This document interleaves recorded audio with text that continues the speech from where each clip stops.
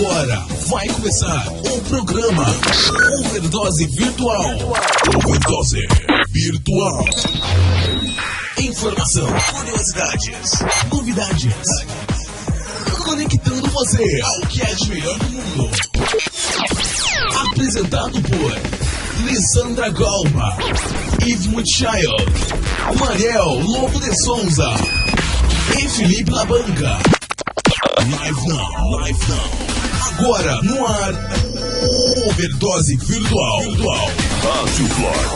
Olá, meu nome é Felipe Labanca. Boa noite, ouvintes. Boa noite, apresentadores. Boa noite especial aos nossos convidados de hoje. Hoje eu sou publicitário antenado no mundo dos interativos e colaboradores. Meu nome é Lisandra e eu estou querendo comprar um pouquinho de aquecimento global no eBay e não acho. Boa noite, pessoal. Eu sou o Mariel e hoje eu estou numa versão totalmente repaginada. Mariel na versão 2.0. Então, hoje é domingo, 20 horas, estamos começando mais um programa que valoriza a conversa e conecta você ao mundo virtual. Um especial talk show podcast ao vivo, que reúne profissionais para conversarem sobre temas ligados ao comportamento virtual. Você pode escutar a gente na fanpage do Overdose Virtual. É o seguinte, o assunto de hoje trata do conceito de interatividade, né? Participação, colaboração através da internet. Então, rotulado segunda geração da internet como um momento 2.0 da web, via redes sociais, a tecnologia da informação com seus aplicativos, os softwares virtuais e o tagueamento de informações e pessoas.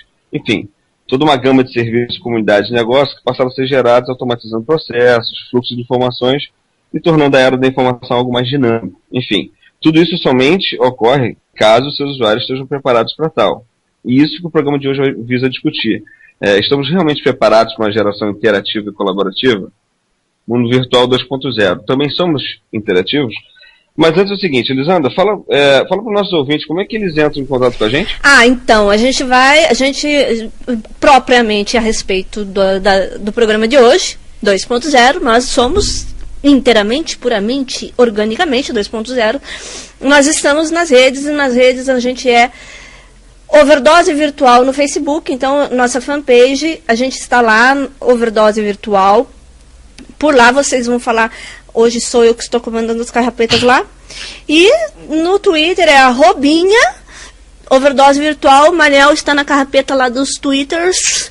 E a gente vai administrar lá as suas perguntas. Você pode mandar por lá as suas perguntas, interagir aqui com a gente. Se não tem pergunta, só quer mandar uma ideia, pode mandar a ideia por lá mesmo, que a gente manda a ideia aqui ao vivo para vocês. Ok, e Mariel, há outra forma de contato do Overdose Virtual ou não? Tem sim. Só uma complementação, não esquecer, só para frisar, não esquecer para que as pessoas que estejam enviando tweets para nós, não esquecer de colocar a hashtag Overdose Virtual. Tudo junto, sem espaço. Ótimo. E se alguém quiser sugerir tema, por exemplo? Se alguém quiser sugerir um tema, pode fazê-lo através da nossa fanpage mesmo, usando um post normal, uma mensagem, ou pode nos enviar uma mensagem, um e-mail, através do Twitter overdosevirtual@gmail.com. E a gente vai receber a sua mensagem direitinho, vamos avaliar. Se a gente tiver oportunidade, a gente ainda tenta colocar ela ao vivo aqui, mas de qualquer maneira, se não for possível, nós vamos encaminhar, se for uma solicitação, uma sugestão, a gente encaminha as pessoas adequadas e vamos responder você no menor tempo possível. Isso aí, sempre lembrando que você pode escutar a gente ao vivo em nossa fanpage ou na radiovlogs.com.br. Nesse momento, vamos aos convidados, né? Nesse momento temos como convidados Carlos Nepomuceno, mais particularmente chamado de Nepo, né? E meu particular mestre, professor, pesquisador e coautor do livro Conhecimento e Rede, editor do blog nepo.com.br. Vocês podem encontrar ele através do Twitter, @cnepomuceno. Boa noite, Nepo. Boa noite, Phil. Boa noite, pessoal. Agradecendo a todo mundo o convite. Estamos aí para a gente conversar. E estamos dentro da sala também, só que do outro lado da mesa, o Augusto De Franco, escritor e consultor, e é o criador e um dos NetWeavers da escola de redes.ning.com. Vocês podem encontrar eles através do Twitter, @Augusto De Franco. Boa noite, Augusto De Franco. Boa noite. E agora do meu lado direito aqui da mesa, Raulino de Oliveira, chefe de gabinete da Alerj, né, e ex-sócio-presidente do provedor Alternex e ex-chefe de TI do Ministério do Desenvolvimento Agrário. Podemos encontrar lá no Twitter, através do @Raulino. Boa noite, Raulino. Boa noite a todos. Boa conversa para nós. Ótimo. Então vamos começar pelo sempre tranquilo Nepo, né? É o Nepo que eu quero muito começar pelo Nepo, o seguinte. Nepo, eu queria abrir aqui da seguinte maneira. Eu queria que você... Estou fazendo essa pergunta para vocês três, que é o seguinte, uma pergunta bem base.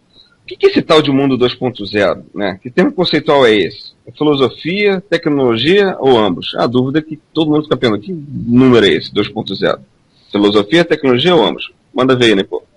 Bom, o termo Web 2.0 foi criado pelo Tim O'Reilly, né, por volta aí de 2000, 2004, 2005.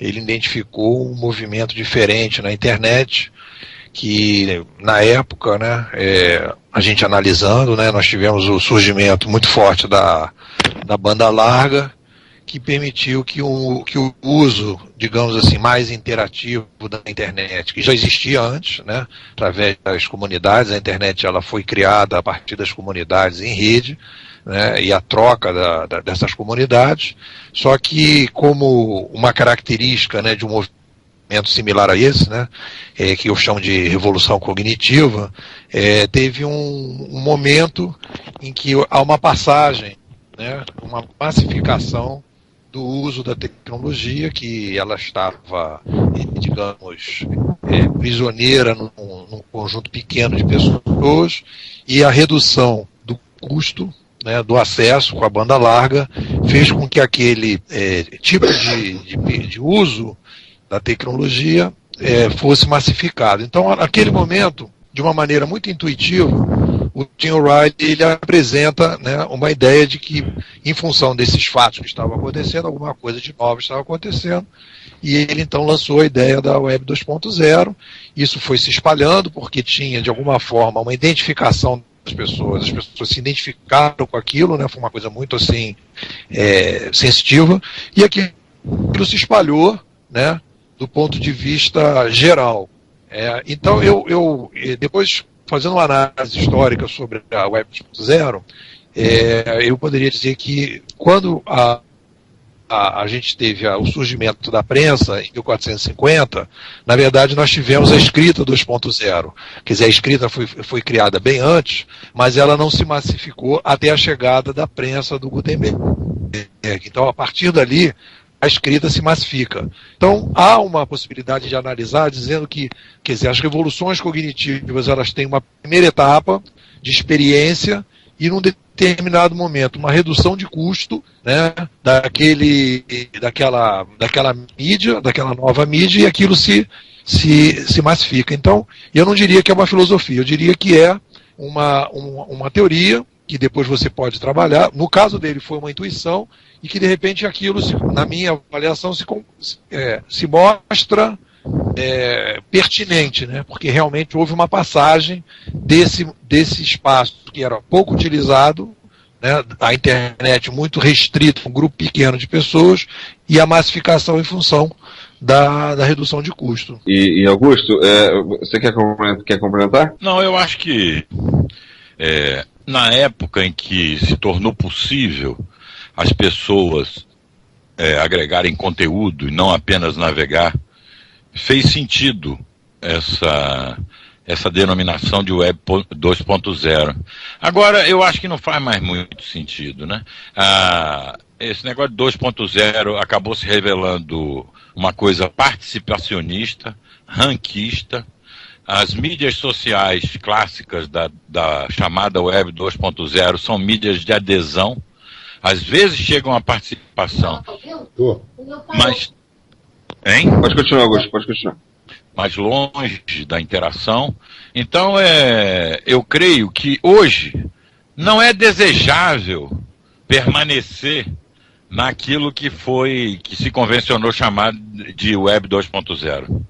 Eu começaria confirmando o exemplo do Nepo, que ele falou da imprensa como sendo o 2.0 da escrita, dizendo que quando a máquina de Fulton foi para os trilhos, seria o 2.0 da Revolução Industrial. Só para a gente poder brincar com o exemplo, que é um exemplo bom. A questão do 2.0 é um dispositivo a mais que a internet tem e que permite que as pessoas privilegiem alternativas em rede, como nós estamos agora. Isso seria um ato 2.0.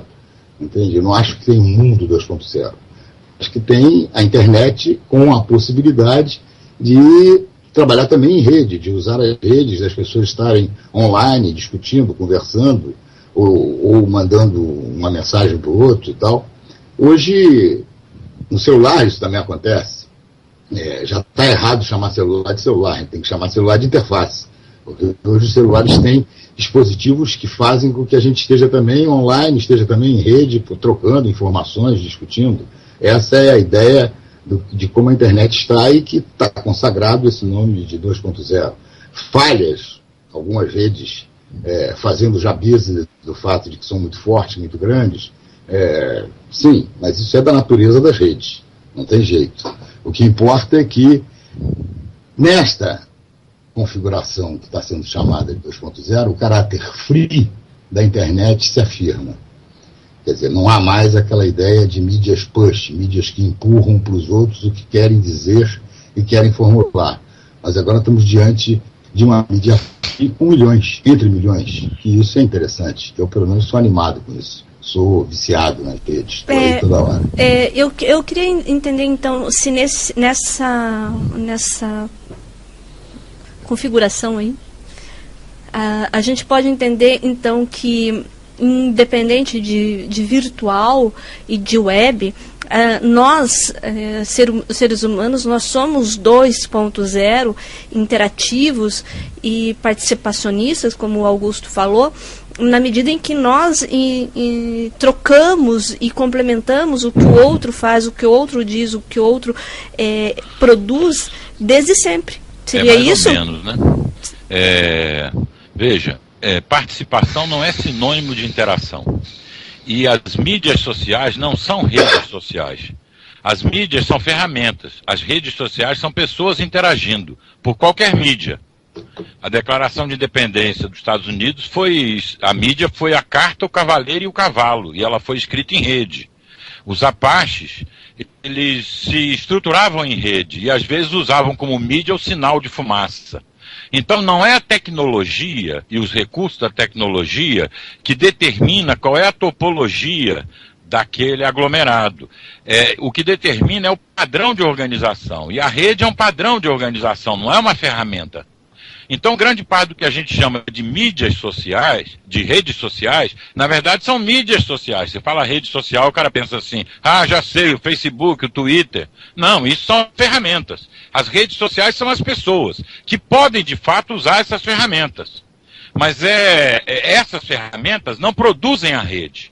Por exemplo, se você der o Facebook para o Jerônimo, o Nantan, aquele Nantan Apache que a gente conhece, e der o Facebook para o Montezuma, o chefe dos astecas, eles vão usar o Facebook de maneiras diferentes.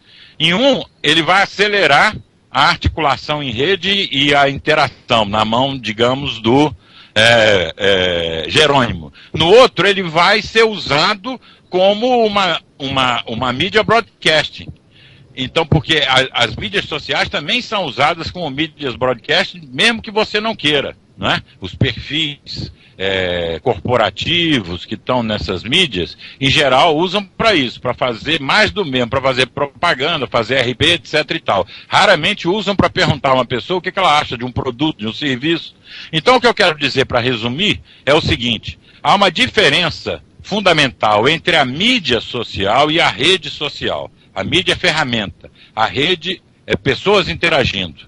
E há uma diferença fundamental entre participação e interação. Não é a mesma coisa. Eu concordo que a Web 2.0, ela quer ser participativa, mas ela não é interativa ainda. Ela é baseada em participação. Sempre você escrever numa caixinha, clicar e guardar um pedaço de passado, né?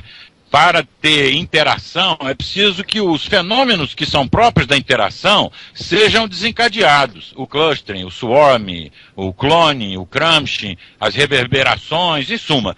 Há uma fenomenologia da interação que distingue o que a gente chama de interação do que era chamado de participação, que envolve sempre um certo arrebanhamento, um assembleísmo. Isso é participativo. né? Nós estamos entrando, eu creio, num mundo interativo, mais interativo do que participativo. E por isso que eu falei no início que a Web 2.0 é um troço hoje inadequado para captar o padrão social que está emergindo.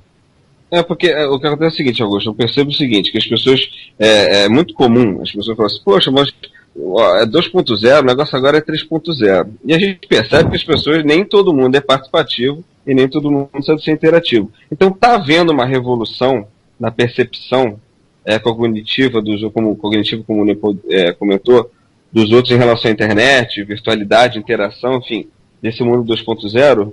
Eu queria saber com você se está vendo essa revolução ou se essa revolução só vai acontecer daqui a pouco. Está havendo. Ela hoje, todas as tentativas de fazer plataformas interativas, e essas tentativas continuam, que não são plataformas proprietárias, reguladas top-down, como é o caso do Facebook, por exemplo, que é uma plataforma regulada, fechada e regulada pelo dono, não é? Você pode fazer o que não pode, quando você pode fazer e quando não pode.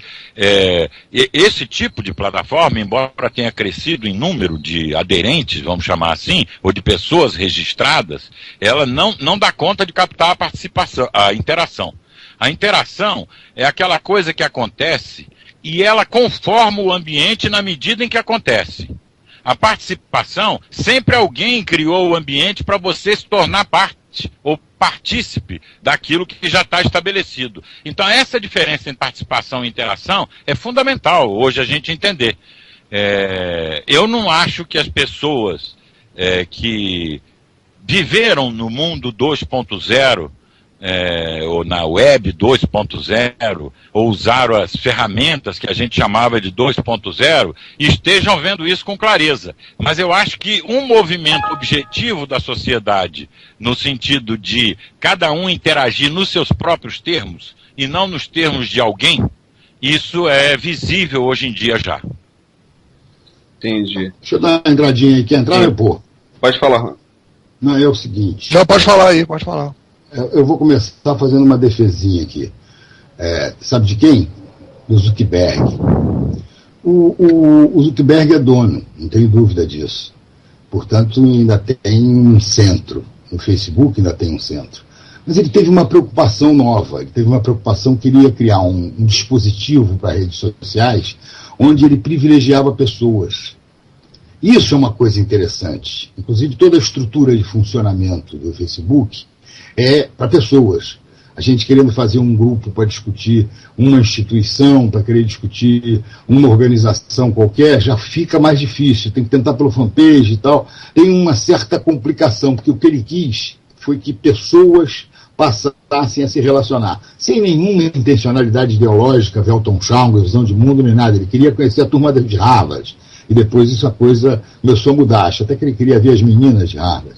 E a coisa começou a melhorar, a mudar e tal, e virou esse projetão que está aí.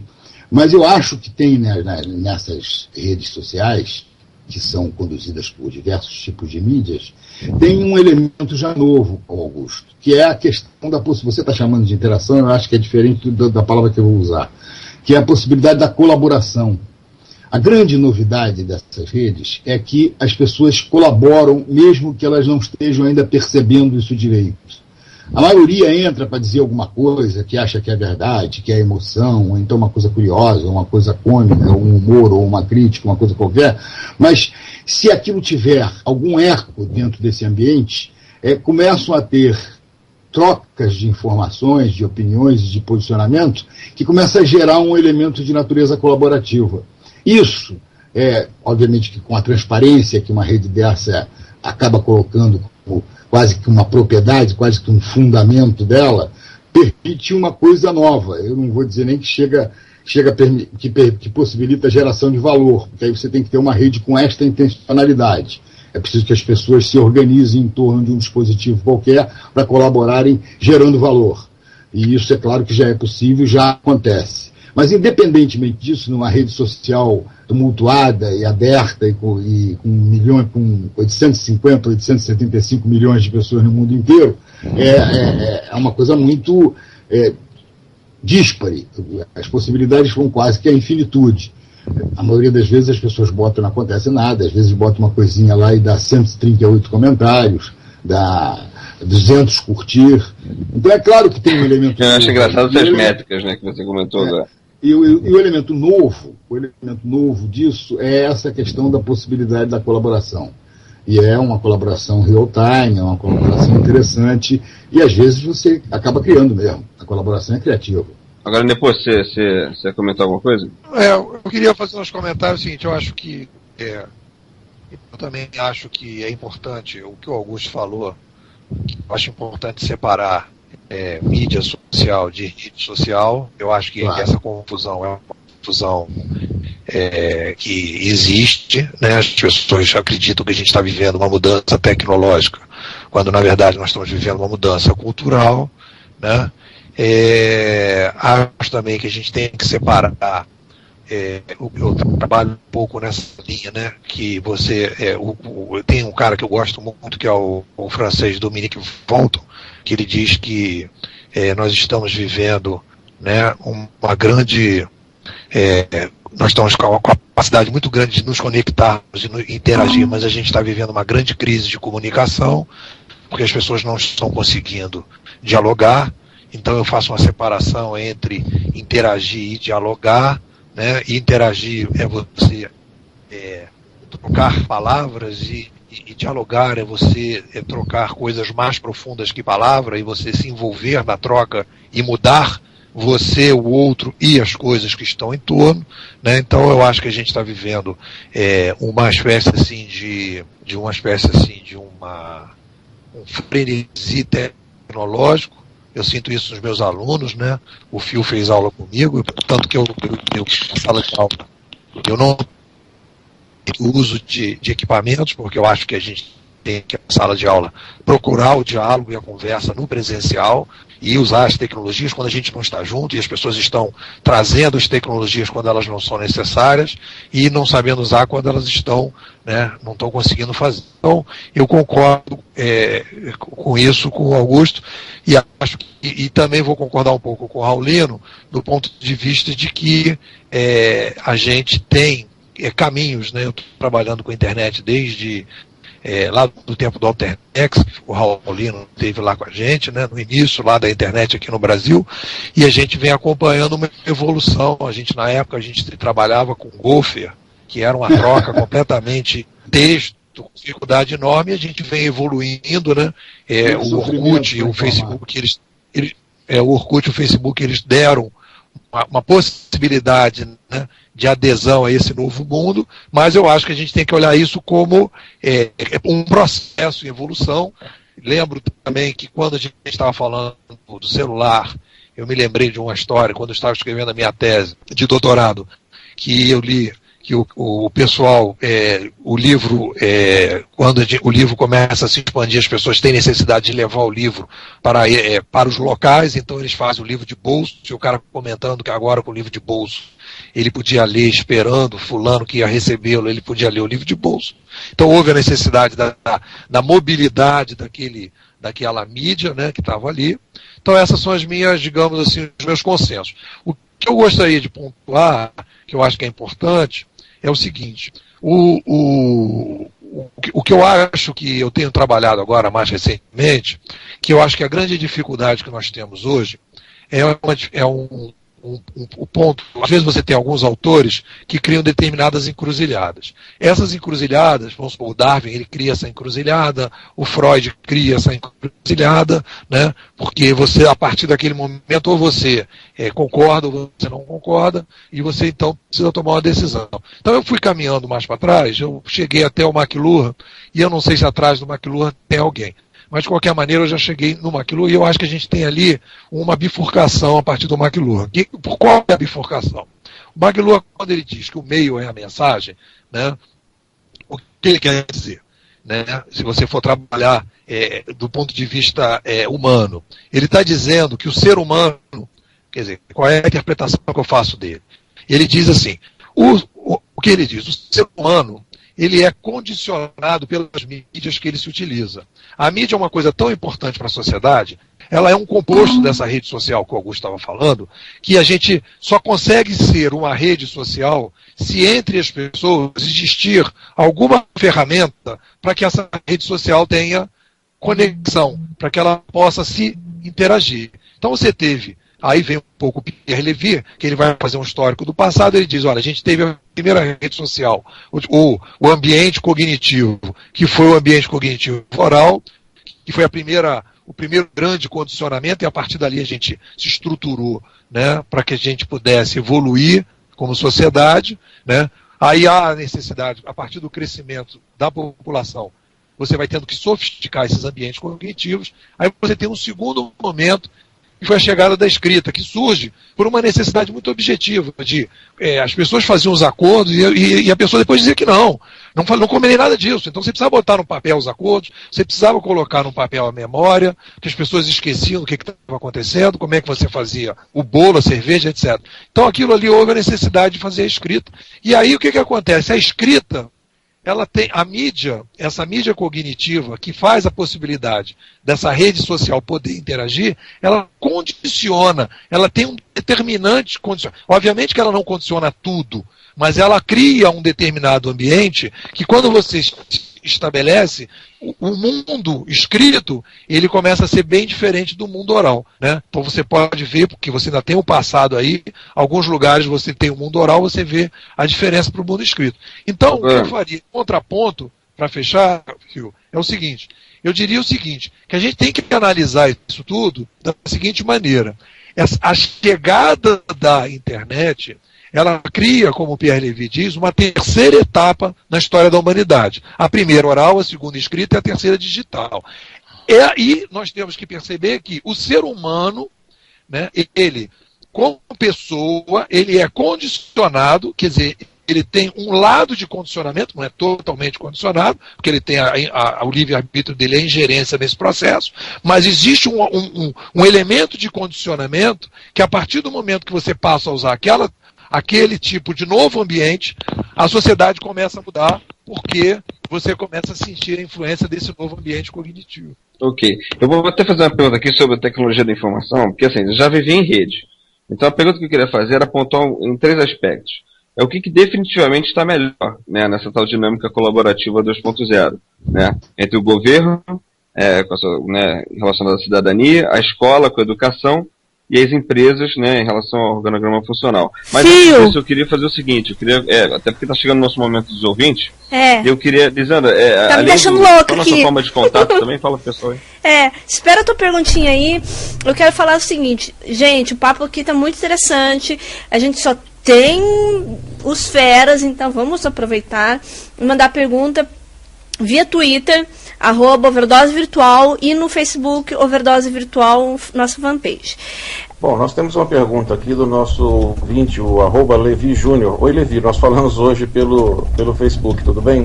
O Levi estava exatamente escutando essas informações a respeito da participação das pessoas nesse mundo 2.0, então ele pergunta assim, olha, os brasileiros, especificamente, ele posiciona os brasileiros se tornarão mais participativos tanto politicamente quanto socialmente?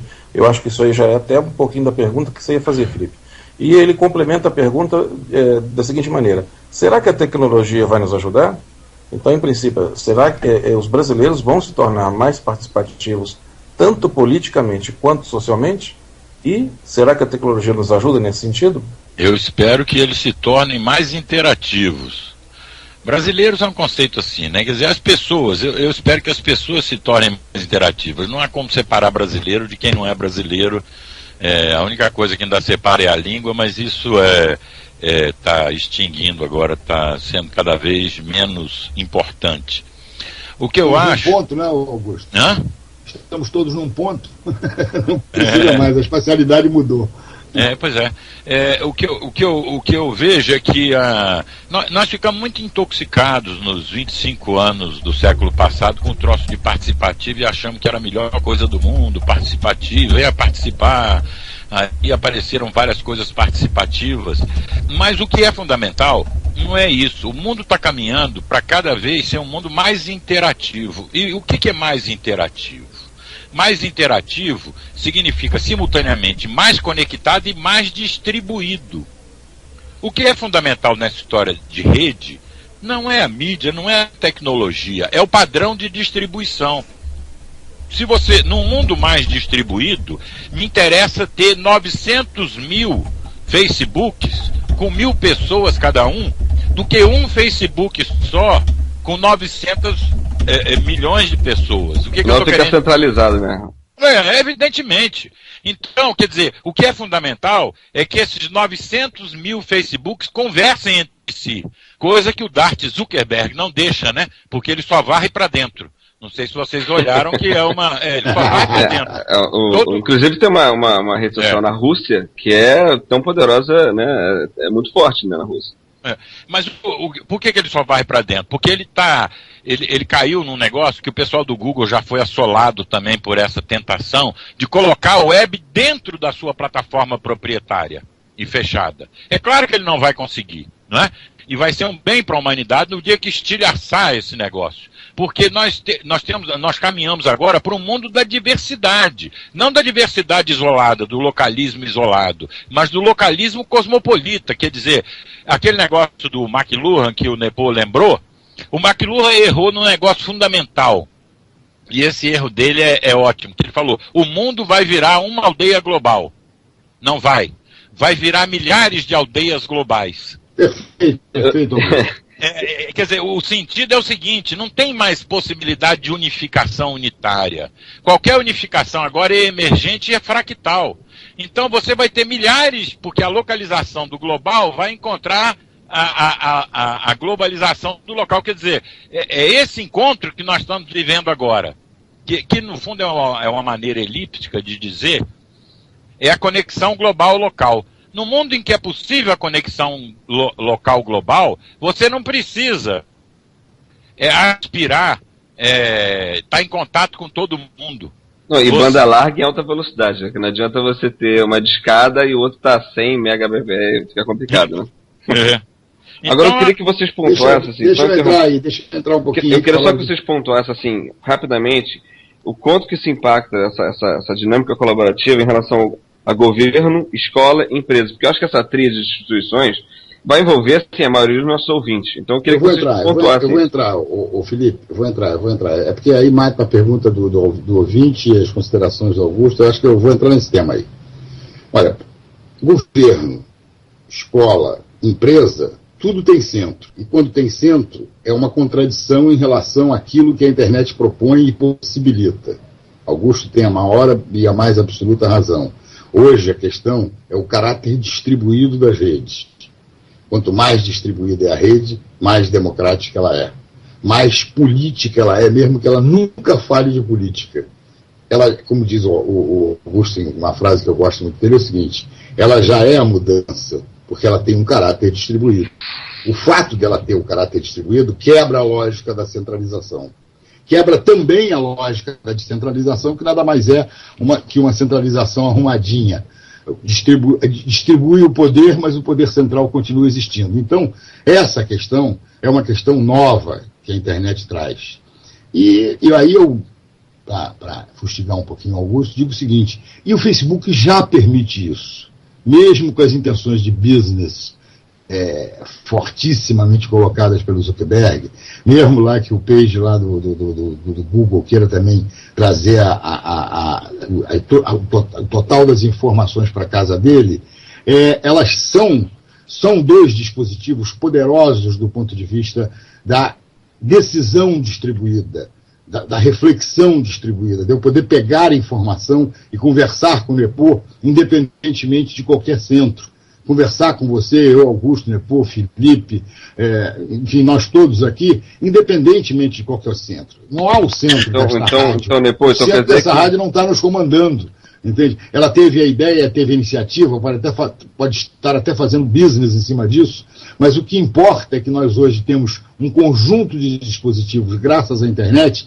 que induzem a questão distribuída. E eu ainda digo mais: penso mais até na colaboração do que na interatividade. Se bem que discutir isso do ponto de vista filosófico e conceitual tem um nível de complexidade muito grande, precisava de 10 programas. Raulino, só um pouquinho, deixa eu entender uma coisa. Você agrega ao outro. Só um pouquinho. Você gera sempre valor em saber, valor em produto, valor em opiniões. Essa é a ideia da colaboração. Raulino, deixa eu entender uma coisa. Só para acabar dizendo. E mais, com liberdade. E não satisfeito com isso, quebrando o mito bíblico de ganharás o pão de cada dia com suor no teu rosto. Com prazer. A rede traz prazer. O americano chama de entertainment. Eu prefiro mais o prazer, a ideia do prazer. O game, o lúdico da rede é o prazer. E todas essas relações têm um caráter lúdico muito forte. Essa é a questão nova. Essa é a questão que a gente vai se apropriando, mesmo que a gente não perceba.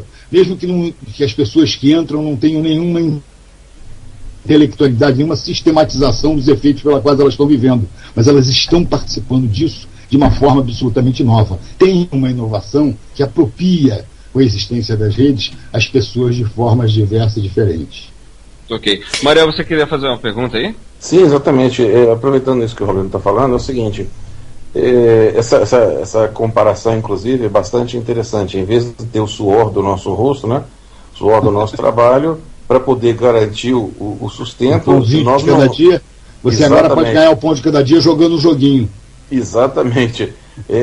Isso vai nos trazer, então, vai nos levar a uma outra dimensão, que até como você bem colocou, trocando o entretenimento pelo conceito de prazer.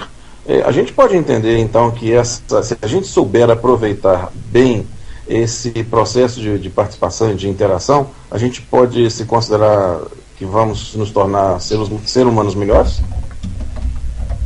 Eu queria fazer aí, então, num sentido bem amplo, tá?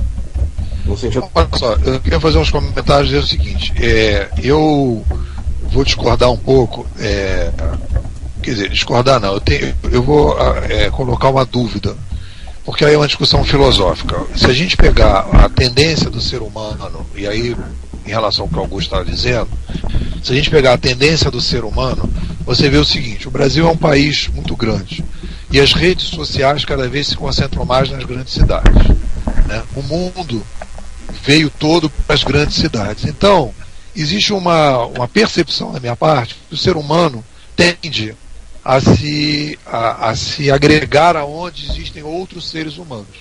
Então eu concordo, até desenvolvi um software há bastante tempo, que era um Wicox, que era uma rede social, que a ideia da rede social que a gente desenvolveu era a seguinte, que cada um implantava a sua rede social separada, e depois essas redes sociais, elas podiam conversar entre elas sem um centro, para quebrar, inclusive, esse monopólio do Facebook, do Google, etc. O que eu acho que nós vamos chegar a um impasse mais na frente. Porque hoje, a gente não percebe, né, como a gente está sendo manipulado de alguma forma, né? Existe a manipulação, sempre vai existir, porque informar é manipular. Então, e você criar qualquer rede que você crie social, existe um nível de manipulação por alguém, né? Por mais democrática que seja, alguém vai, de alguma forma, escolhido ou não, manipular. Então, o que a gente discute é como é que a gente faz essa manipulação e se essa manipulação atende a todo mundo naquele dado momento. Então, eu acho que vai chegar um determinado impasse, numa certa maturidade, que as pessoas podem realmente pensar nessa descentralização, desde que você mantenha uma certa centralização. Porque as pessoas querem estar juntas, de alguma forma, e também querem criar os seus nichos quando se sentirem na necessidade desses nichos. Então, assim, não sei até que ponto o ser humano tem essa tendência tão de centralização, né? Isso aí é uma dúvida que eu tenho em relação a isso. Eu acho que essa discussão sobre... E aí tem várias perguntas que estão no ar, o Felipe fez uma, né? Você fez outra. Então, eu acho o seguinte, o ser humano, o ser humano vai ser melhor. Então, assim, o livro, o que a gente tem que analisar é tentar se basear na história e não no achismo, no feeling. Então, para você poder dizer uma coisa, vamos analisar a última revolução cognitiva, a última web 2.0, que foi a escrita 2.0. O que aconteceu com a chegada da prensa? O ser humano ficou melhor nesse período? Muito foi melhor. Nepomuceno, por favor, eu gostaria de entender aqui nesse contexto que você vai desenvolver agora uma definição mais específica do que é ficar melhor. Respondendo a pergunta, ficar melhor, o que ele está colocando é o seguinte: se a gente vai, digamos assim, diminuir a injustiça, se a gente vai diminuir a pobreza, se a gente vai diminuir as guerras, se a gente vai ser menos neurótico, é nesse sentido que ele está, eu acho, colocando a gente vai o ser humano evoluir melhor. essa rede ou não, né, Nepo? Mas aí, sabe por quê? Peraí, sabe por quê, Felipe? Felipe, só um minutinho, Felipe. É porque, sabe por que eu acho importante essa definição? Porque o conceito de evolução e de melhor, eles não são sinônimos. Então, o ser humano ele pode evoluir e isso não necessariamente significa melhorar. Então, como eu estava falando eu deixei um no ar ali na nossa conversa, Felipe, aqui eu vou falar da minha expertise como psicóloga. Desculpa, Nepomuceno, eu te cortei. Eu deixo para fazer meu comentário depois. Não, mas você está certo. Não, assim, ele pode evoluir e está evoluindo. Porque o ser humano ele teve uma evolução com as tecnologias, uma evolução morfológica, cerebral, e isso não necessariamente, isso é uma coisa que não dá para ainda a gente categorizar como uma melhora, não necessariamente significa e se traduz em uma melhora. E é por isso que eu pergunto, antes que o Nepomuceno prossiga no que ele vai contextualizar agora, a definição de melhora. Agora, com a definição que ele colocou, já ficou claro e eu já consigo entender o que ele vai falar. Desculpa, Nepomuceno, por ter te cortado, mas eu achei importante essa definição aí. Melhor você chamar ele de Nepo, Nepomuceno ele vai lembrar. Tá bom. Nepo é mais fácil. É que nem mãe que briga. Então, o que eu estava te colocando é o seguinte: foi bom você ter colocado isso para a gente definir melhor. Eu estava só partindo do princípio que estava claro o que a gente está achando que é melhor. Então, o que eu acho que eu tenho trabalhado assim?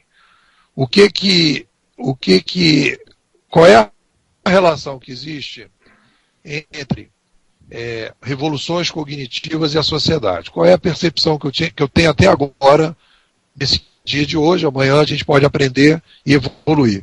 O que eu percebo? Há uma relação entre o aumento da população e a necessidade do ser humano de ter ambientes cognitivos compatíveis e sociedades e sistemas econômicos compatíveis. Então, eu acredito que isso entra numa coisa muito matemática, diria assim, né, da estrutura básica da população, da civilização, que é o seguinte: se você vai fazer um churrasco para 20 pessoas, você vai fazer um churrasco com uma determinada organização. Se você vai fazer para 200 pessoas, você já vai fazer com uma outra organização. E aí talvez vai precisar de uma planilhinha ali para calcular. Se você vai fazer um churrasco para 500 ou 2.000 pessoas, você já vai precisar de uma mega estrutura para não faltar carne para que as coisas aconteçam. Então, existe uma relação entre o tamanho o número de pessoas que estão no planeta, os ambientes cognitivos que a gente vive e a gestão que a gente tem na sociedade, seja ela, e aí ajudando no que o Fio estava colocando, o governo, a escola e as empresas. Então, a hipótese que eu tenho trabalhado é a seguinte: se você sai de um mundo em 1800 com 1 bilhão de pessoas e salta para um mundo de 7 bilhões de pessoas, né, 200 anos depois, que é o que a gente está vivendo hoje, nós temos que fazer uma sofisticação, criar uma complexidade em relação a como nós fazemos a gestão da sociedade, como nós criamos as nossas redes sociais e como é que nós sofisticamos com tecnologias para empoderar essas redes sociais e como é que nós transmitimos o conhecimento, no caso na escola, e como nós fazemos, né, a gestão do governo e das empresas. Então a minha hipótese é a seguinte: isso aí analisando da chegada da prensa até hoje. O que nós fizemos? Nós tivemos melhorias em todos esses níveis. Né? Melhorias, nós tivemos aí, que você quiser chamar o termo, evolução, porque tinha que ser compatível com o aumento da população. Então a gente criou, nesse período, nós criamos o conceito de democracia, que é o que a gente conhece hoje, resgatado da Grécia, colocado isso dentro de uma possibilidade, que foram as duas revoluções, que foram as revoluções que mais ficaram nessa época, que foi a Revolução Francesa e a Revolução Americana, que estabeleceu um critério de república, eleição, né, e participação, que vem até hoje. Nós criamos um modelo, um sistema econômico, que é um sistema econômico que permite mudanças de ciclo e inovação constante para ir atendendo a essa produção, bem ou mal, querendo ou não, atendendo a esta demanda que tem, né? E nós criamos as escolas para reproduzir esse conhecimento nesse modelo que tem aí. O que eu tenho trabalhado é o seguinte: a primeira coisa que muda na sociedade, na civilização, é o aprendizado que a gente está tendo hoje, né? A primeira coisa que muda numa civilização para fazer outras mudanças é a sofisticação do ambiente cognitivo. É o primeiro passo de uma mega mudança na civilização. Se a gente olhar para trás, a saída do modelo feudal, monárquico, papal, da igreja e da monarquia, o primeiro passo que começou a romper e ruir esse modelo foi a chegada da prensa. Todo o resto não teria acontecido se a prensa não tivesse chegado. Então, a gente vai, por necessidade de ser compatível com 7 bilhões, precisar de uma nova escola, de uma nova empresa, de um novo governo e de uma nova democracia. Isso é uma necessidade que independe, né, da chegada da internet, não. A internet vem possibilitar essas mudanças que já eram necessárias. E para responder e para terminar, nós seremos melhores seres humanos por causa disso? Na minha avaliação, não tem nada a ver. Porque o livro, né, o Hitler tinha 36 mil livros na biblioteca dele. Né? Então, quer dizer, não é o uso da internet que vai fazer com que a gente seja melhor. O que nós estamos fazendo é um ajuste sistêmico de um mundo de 1 bilhão para 7 bilhões.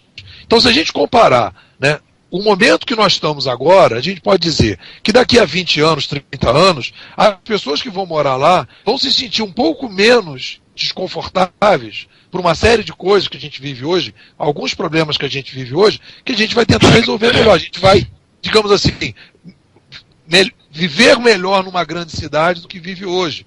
Menos engarrafado, porque nós vamos resolver aos poucos esses problemas. Nós vamos talvez procurar soluções para a poluição, porque a gente precisa procurar essas soluções, e essas soluções serão tecnológicas. Mas o problema do ser humano, enquanto neurose, enquanto guerra, enquanto tudo isso, não é a tecnologia cognitiva que vai resolver esse problema. Isso aí já é uma outra discussão que envolve um conjunto de coisas que está um pouco naquilo que o Augusto falou, da interação, né? Você criar canais de diálogo, métodos de comunicação, que você consiga, usando essas novas tecnologias, ampliar essa capacidade do diálogo. E isto não é modo contínuo, isso precisa de intervenção.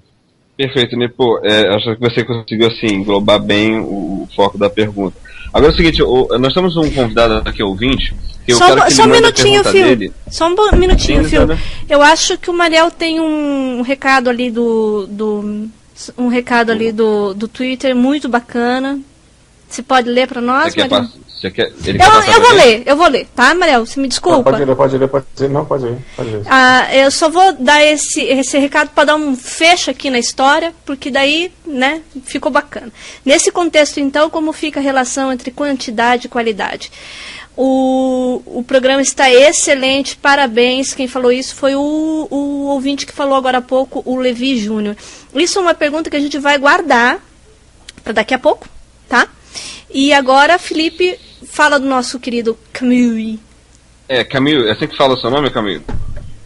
Camus. Camus, isso, ótimo. É o seguinte, você quer mandar sua pergunta para...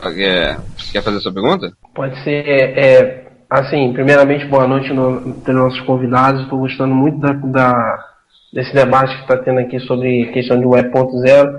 Eu que sou profissional dessa área, eu sou programador, web designer. Camus, você fala de onde? Eu falo de Petrópolis, Rio de Janeiro. Ótimo. Então eu lido com toda essa questão de envolvendo redes sociais, sites, lidando com o público e tudo mais e tal, então eu acabo pegando um pouco, não tão aprofundado como vocês, mas eu acabo meio que inserido nesse contexto que vocês estão discutindo aí também. O que eu gostaria de perguntar é mais uma opinião do que uma pergunta. Eu queria pedir uma opinião de vocês mais do que perguntar algo. Vocês estão falando, vocês estão debatendo aí com relação à influência que a web tem nas vidas das pessoas hoje, tão forte como tem hoje em dia, como seria antigamente, entendeu? Com outros tipos de descobertas que teriam sido. Eu queria saber a opinião de vocês com relação ao seguinte: até que ponto até que ponto a web vai influenciar a vida das pessoas? Porque eu vejo muito que as pessoas, hoje em dia, elas não fazem praticamente nada sem estar em contato ou direta ou indiretamente com o web. Então eu queria saber a opinião de vocês com relação a isso. Até onde vai a influência essa influência tão discutida com vocês agora, até onde vai essa influência na vida das pessoas? Ou se é o contrário, se de repente se são as pessoas que vão influenciar um novo conceito de web, seja ele 2.0 ou 3.0, um novo conceito relacionado à rede social e outros tipos de mídia de massa, vamos dizer assim. Eu acho que essa segunda alternativa que você colocou são as pessoas. O que a internet tem de distribuído, essa foi uma charada que o nosso amigo Castells matou. O que ela tem de distribuído, só tem de distribuído porque as pessoas que construíram a internet tinham a possibilidade social de imaginar essa distribuição. Em outras palavras, se a internet fosse feita pelos aqueles engenheiros bundudos lá da ex-União Soviética, ela ia ser um negócio 100 vezes mais centralizado, porque até para estabelecer uma ligação telefônica entre duas cidades distantes, uma da outra, 15 quilômetros na Sibéria, eles roteavam a ligação por Moscou. Por quê? Porque eles queriam ter o controle. Então é evidente que as pessoas que construíram a internet, eles construíram colocando mecanismos, vamos dizer, mais interativos que eles puderam e que era possível na época colocar. Embora a internet não seja uma estrutura distribuída. Ela está centralizada em satélites de órbita estacionária, cabos submarinos, resfriadores, provedores, em suma. Mas se nós estamos aqui olhando para o futuro, nós temos que ver que o grande passo que vai se dar agora é em direção às internets com menos governo. Redes mesh. O Bluetooth já permite que você se comunique a essa limitação de 100 metros. O Bluetooth é meramente legal. Já permite que você se comunique. Um dispositivo móvel pode se comunicar com outro usando para nada a infraestrutura da internet. Existem protocolos de cascata que você pode chegar e ir replicando aquilo ali com a velocidade da onda sobre a qual você está emitindo é muito grande, então você pode chegar em qualquer lugar. O que eu quero dizer com tudo isso? Eu quero dizer com tudo isso que não dá para a gente ter uma explicação tecnológica da evolução da cultura humana. O humano só é humano porque é social. Não é porque ele tem tal ou qual tecnologia. É preciso distinguir o indivíduo da espécie, Homo, do ser humano. O ser humano não é aquele que possui o genoma humano. Se você possui o genoma humano, isso diz apenas que você é humanizável. Mas o que consuma humano, o que torna você humano, é a interação com outros humanos. Ou seja, só seres humanos humanizam seres humanos, entendido o humano como uma pessoa, como essa unidade biológico-cultural. Desse ponto de vista, essa unidade biológico-cultural não evolui coisíssima nenhuma. Ela não evolui. Depois da descoberta da democracia pelos gregos, nós tivemos quase 2 milênios de autocracias. Ou seja, não vai sempre para frente, para o alto. Não é? É o mundo que você constrói, que tem determinadas possibilidades, mas não tem uma linha, não tem uma imanência histórica que está levando a gente do pior para o melhor. Não é? É claro que eu penso, se tiver mais interação, se as ferramentas de comunicação forem mais interativas, isso vai aumentar a colaboração. Então eu posso dizer, bom, o ser humano vai ficar mais colaborativo? Eu posso dizer, eu acho que sim. Se a interatividade aumentar, porque a colaboração não é uma decisão, não é um valor, ela é consequência da interação, ela é uma manifestação da interação. Então, essa coisa toda como é que eu posso dizer assim, nos liberta da explicação de achar um fio histórico.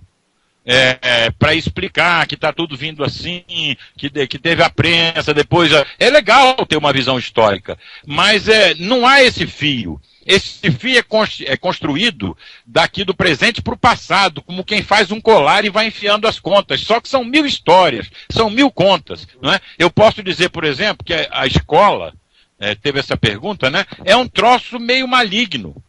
E continua sendo maligno. Por quê? Porque ela é uma burocracia do ensinamento. Então, mas por que surgiu a escola? Porque era preciso reproduzir em massa pessoas que seriam capazes de cumprir determinados papéis sociais e determinadas funções econômicas.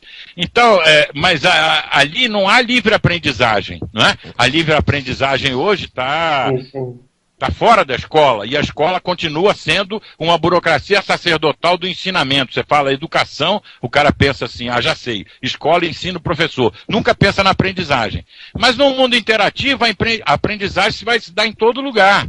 Então, por exemplo, nem essas instituições que a gente justifica historicamente que vieram evoluindo, na verdade elas não evoluíram. O que nós estamos vivendo agora é um momento grave de ruptura com os padrões hierárquicos, míticos, autocráticos, sacerdotais, que são padrões próprios de mundos de baixa conectividade. E nós estamos entrando agora em mundos de alta conectividade.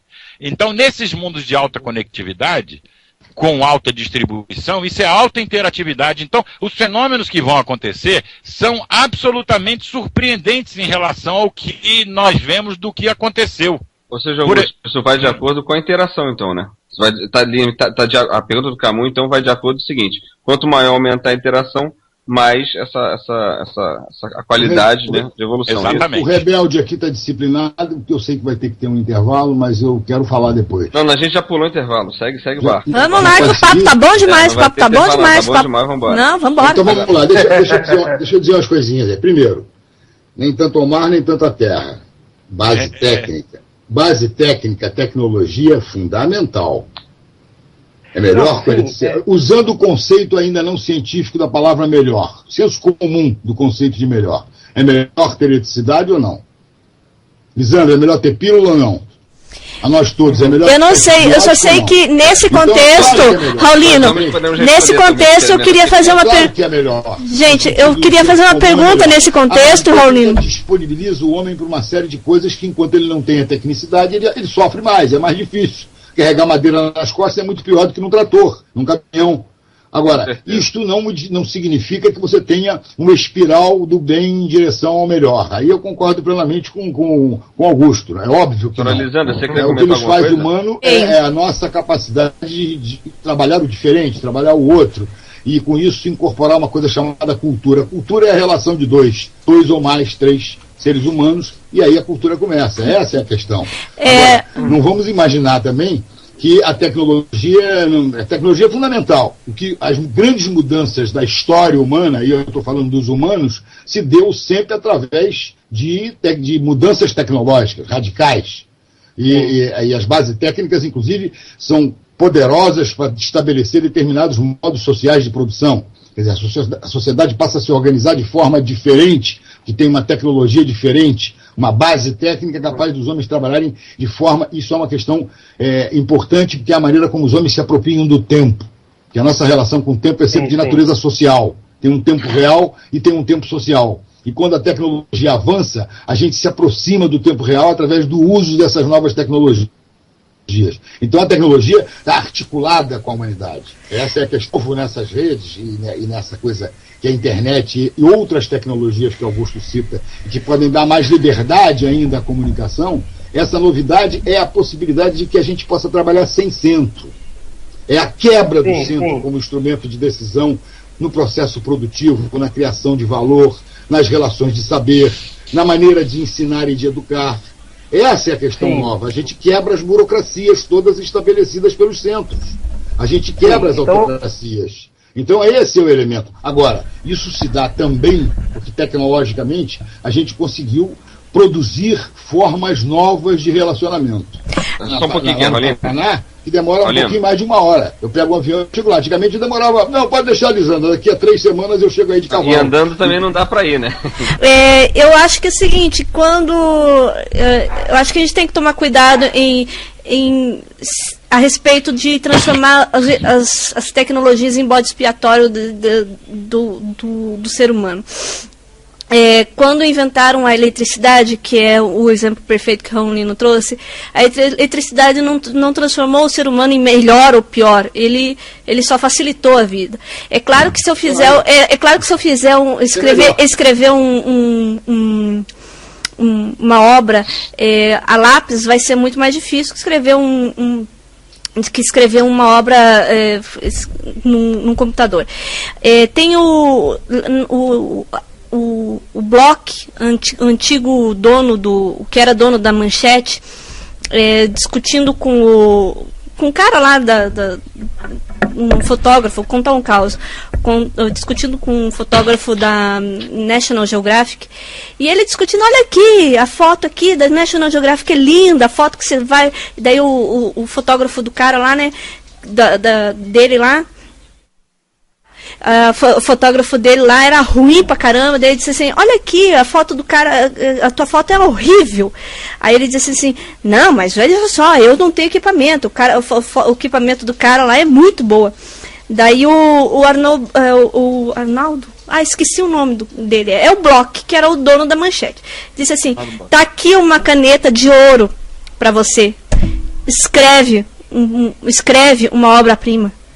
Então, assim, o equipamento ele não vai superar a qualidade pessoal de cada ser humano e também não vai expor as deficiências pessoais de cada ser humano.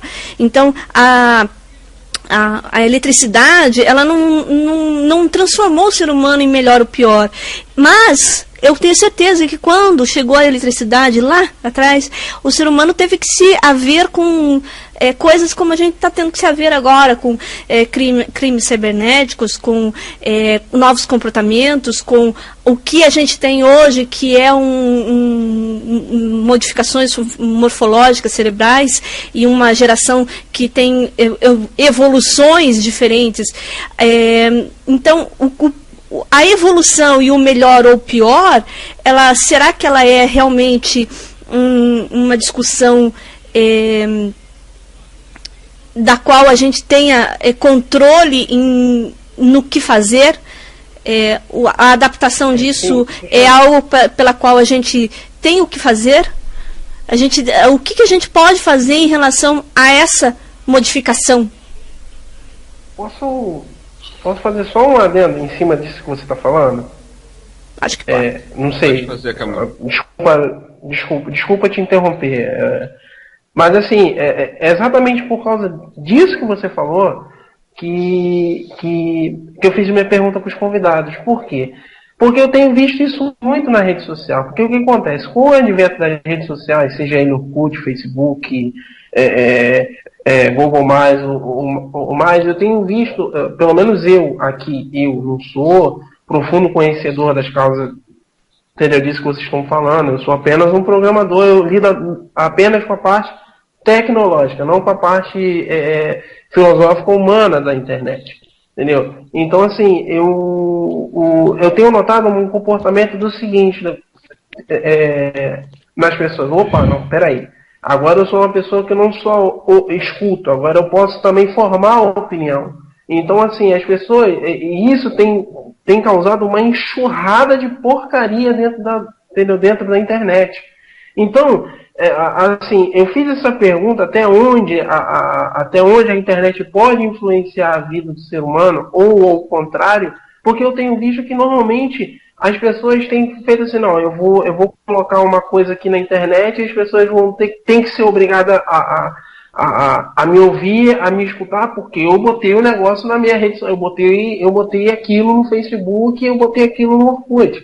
É mais ou menos isso. Só para focar aqui um pouquinho mais, que eu acho que de certa forma já foi respondido, mas também só para eu passar outra bola para eles numa outra pergunta, mas só para complementar, sim. Respondendo um pouco, é o seguinte, acho que é quando o Augusto e o Raulino responderam sobre a interatividade. Quanto mais tiver interatividade, mais você vai ter qualidade. Se a pessoa postar um determinado conteúdo e aquele conteúdo não teve o retorno, enfim, ela vai ter que ter outros pontos de conexão, para interagir, para aí sim chegar e evoluir, usando a rede da forma correta, usando aquele meio virtual da forma correta. Então, assim, de repente, se ela vai no Facebook e achou que de repente ali não é a melhor forma de ter o retorno dela, ela vai ter que ir num outro meio.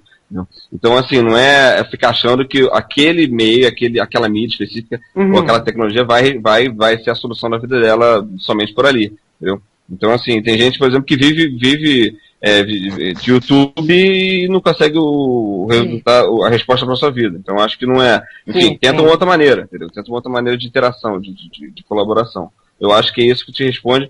Eu acho que eu concluo um pouco o que você está perguntando. Eu até... Felipe. Sim, pô. Eu só queria fazer uma intervençãozinha que é a seguinte. Primeiro que isso que ele está colocando, eu acho que a gente não pode... A gente está vivendo um mundo conectado num novo ambiente e a gente ainda não aprendeu a lidar com ele. Então, toda vez que a gente avalia esse mundo, a gente está ainda aprendendo a lidar com eles. A gente está fazendo errar, né? Necessários. A gente está criando assim. Então, a gente tem que tomar um certo cuidado, porque assim, quando as pessoas falam, mas as pessoas produzem muito lixo porque também as ferramentas ainda não são capazes de ajudar a gente a reduzir esses lixos, etc. Eu gosto muito daquela frase do Clay Shirk que ele diz, o problema não é o excesso de informação, é que a gente ainda não fez os filtros, né, não criou os filtros necessários. Eu acho que tem uma coisa importante, Phil, só para balizar, que eu acho que o Augusto fez umas questões interessantes, e eu acho que a gente tem nessa abordagem toda do mundo, da internet, do futuro, eu acho que a gente tem duas linhas de pensamento. Eu acho que o Augusto expressa uma linha, acho que eu expresso um pouco uma outra linha, e acho que o Raulino está tentando fazer um meio termo ali entre as duas coisas. Que eu acho o seguinte, existe uma discussão, eu tenho trabalhado com três ambientes, filosofia, teoria e metodologia. Então, quando a gente vai trabalhar com a visão da internet, a gente, no fundo, vai ter que trabalhar com a visão o que é o ser humano e o que faz com que o ser humano mude. Né? O ser humano ele tem a possibilidade de fazer mudanças na sociedade, independente de determinados condicionamentos que a gente tem na sociedade. O aumento da população interfere de alguma forma na maneira que o ser humano atua. O aumento da população faz com que a gente tenha mudanças sociais, políticas e econômicas, sim ou não? Esse aumento da população nos força a ter ambientes cognitivos mais sofisticados, sim ou não? Os ambientes, o pessoal tem trabalhado aí com um conceito que eu gosto de separar, o pessoal fala de eletricidade. Eletricidade é um tipo de tecnologia e computador é um outro tipo de tecnologia. Uma é uma tecnologia ligada à energia, né, a capacidade de poder viabilizar tudo isso, e o outro é a expansão, são as tecnologias cognitivas que permitem a expansão do cérebro. Toda vez que você tem uma nova tecnologia cognitiva que expande o cérebro, você tem o início de uma nova civilização. Então, o que eu acho que ele é condicionado por alguma coisa, e se ele é condicionado por alguma coisa, que tipo de condicionamento a gente tem com as tecnologias cognitivas, com o aumento da população, e o que aconteceu isso no passado. E aí a gente vai trabalhar o passado. Se ele não é condicionado, e se o ser humano, digamos assim, a cada etapa, ele pode, digamos, recriar tudo, né? Ele pode, digamos, sair completamente do que é estabelecido por esses condicionamentos, é uma visão possível que você pode trabalhar. Então eu tento, né, e aí que eu acho que existe, essa é a discussão filosófica fundamental, Nós somos condicionados pelas tecnologias cognitivas, sim ou não? Nós somos condicionados pelo aumento da população, sim ou não? Se somos, como? Que aí vai dar uma possibilidade de você trabalhar com esse futuro de uma maneira um pouco mais solidificada. É assim que eu tento trabalhar, né? Quando a gente começa a trabalhar com a ideia de que o ser humano não é condicionado por essas coisas, em nenhum momento ele é condicionado por esse tipo de relação, aí você começa a imaginar um futuro ou imaginar uma possibilidade e até defender determinadas bandeiras, e aí seriam as metodologias de atuação, que podem não ser coerentes com esse ser humano que já tem um passado, e esse passado já mostrou algumas coisas. Obviamente que aí você pode dizer, então se o ser humano é condicionado, então coisas novas não podem ser criadas, e aí vem uma possibilidade. Mas eu acho que é nessa discussão que está o que eu vejo que está aí os pontos de vista diferentes. O que o ser humano tem liberdade, o que ele não tem como liberdade, está entendendo? Se é possível o ser humano sair do ambiente histórico, sair do seu ambiente cognitivo, sair dessa superpopulação e conseguir criar um novo ser humano completamente renovado desse ambiente, contexto histórico. Esse eu acho que é o ponto central da discussão, que é o que o Augusto está falando, que eu estou falando, que se você pegar aí uma série de discussões que hoje existem sobre a internet, sobre o futuro, você vai analisar que uma visão de ser humano, independente de tudo isso, nos leva para uma determinada visão de futuro, e uma visão de ser humano condicionado vai nos levar por outra. Eu acho que é aí que é o centro da discussão, e aí que você pode aprofundar para melhorar as visões e ajudar a gente a pensar. Volto a dizer, não acho que uma coisa é certa, nem a outra é certa. São tentativas, né? Buscas, são procuras, né? E são dois caminhos diferentes, que vão nos levar a metodologias diferentes. Uma é uma metodologia que permite pensar que o ser humano vai construir um mundo que pode ter uma liberdade, que eu às vezes acho que ele não tem, né? Ou achar que tem essa liberdade e fazer algumas propostas que de repente podem não ser viáveis em função do conhecimento do que seria o humano, né? Aliás, falando de proposta, o Mariel está com o dedo aqui levantado do outro lado da mesa. Mariel, manda lá a sua pergunta aí que você queria falar. Na verdade, é só uma complementação, é a pergunta do Levi Júnior, do @LeviJúnior, e eu acredito que ela ainda tem pertinência com relação ao assunto, e um parênteses, o Levi Júnior me confidenciou aqui por debaixo da mesa que ele tem um blog sobre psicologia e comportamento do ser humano. Então ele tinha feito uma pergunta que havia ficado pendente, e como ele disse, eu ainda acho que ela é pertinente ao assunto. Neste contexto, então, como fica a relação entre quantidade e qualidade? Eu acredito, me corrija se eu estiver errado, Levi, por favor. Eu acredito que a questão de quantidade e qualidade aí é porque é o seguinte, em função de tudo que vocês estão dizendo, um sujeito hoje ele tem a flexibilidade, a possibilidade de se juntar a centenas de pessoas, milhares de pessoas, certo? Mas muitas vezes aqueles contatos são vazios. Isso nos leva a um ser humano, a uma pessoa que vai ter um comportamento, ela vai estar conectada, ela vai estar inteirada, mas ela vai ter uma espécie de, uma série de relações vazias. E quando a gente pensa em qualidade, ele pode ter ali 50 pessoas, 50 contatos, mas aqueles contatos são bem mais, digamos assim, são bem mais próximos. Então a pergunta que ele fez, né, repetindo, nesse contexto, como é que fica a relação entre quantidade e qualidade no mundo 2.0? Primeiro, essa questão da quantidade e da qualidade tem que ser olhada do ponto de vista da propriedade funcional em que você está envolvido. A quantidade muda, a qualidade muda sempre do ponto de vista das propriedades funcionais que você está envolvido.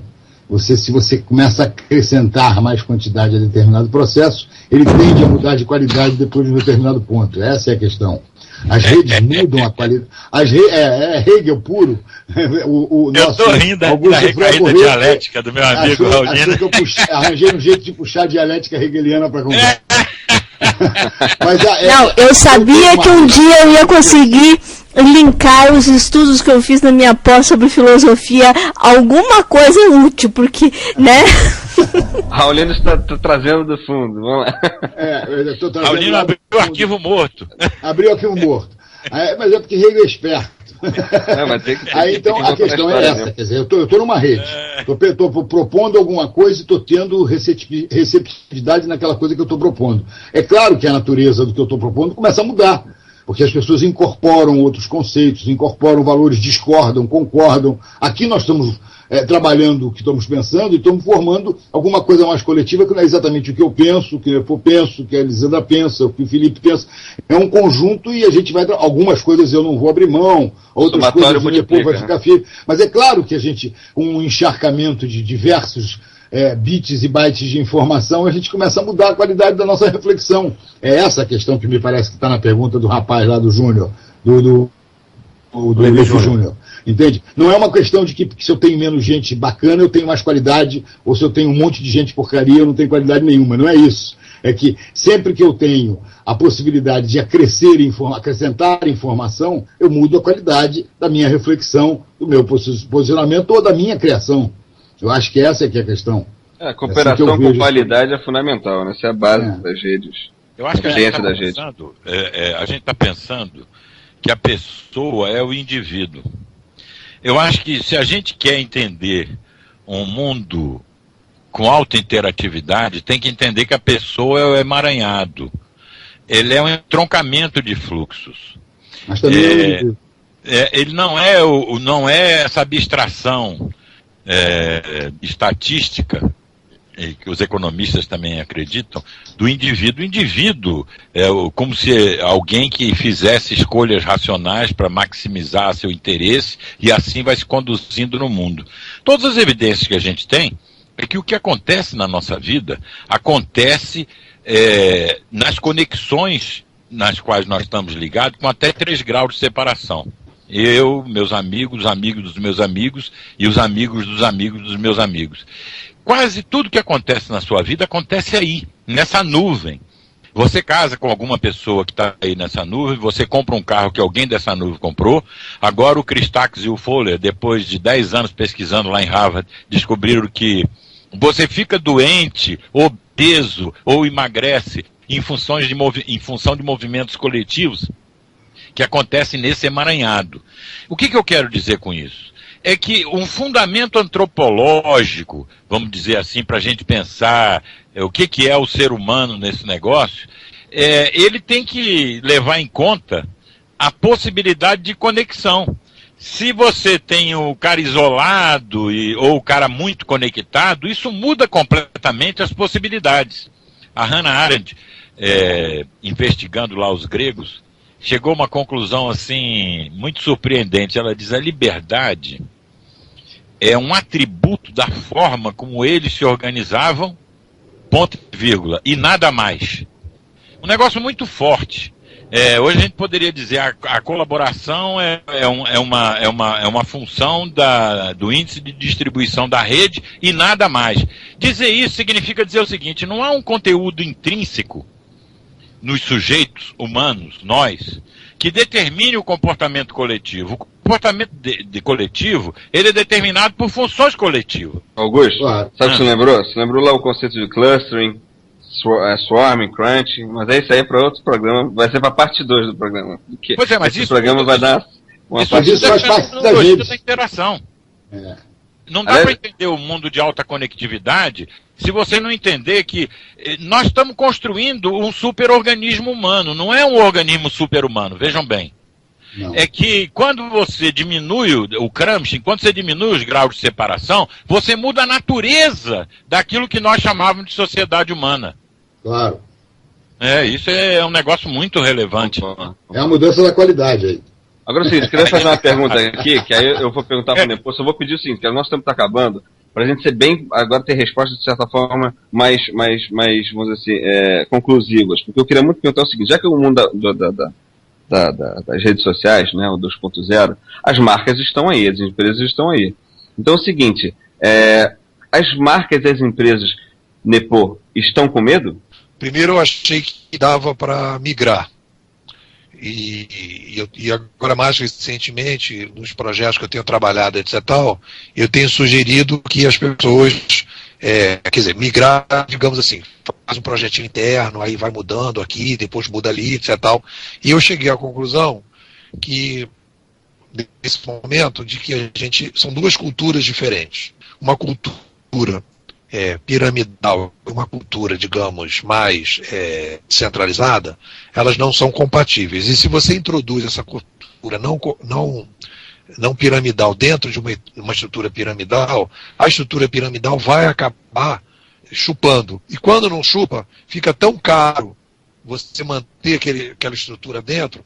Então eu estou trabalhando com a ideia de você construir uma estrutura fora, uma startup, um projeto isolado, um centro de pesquisa, que vá já praticar essa nova cultura. Então, eu acho que não há possibilidade das organizações, isso aí é muito difícil você trabalhar com esse conceito, mas as organizações elas não acordaram para isso, não há possibilidade de continuar do jeito que está, elas vão ter que migrar, e o que eu tenho trabalhado hoje é que essa migração tem que ser feita com projetos fora.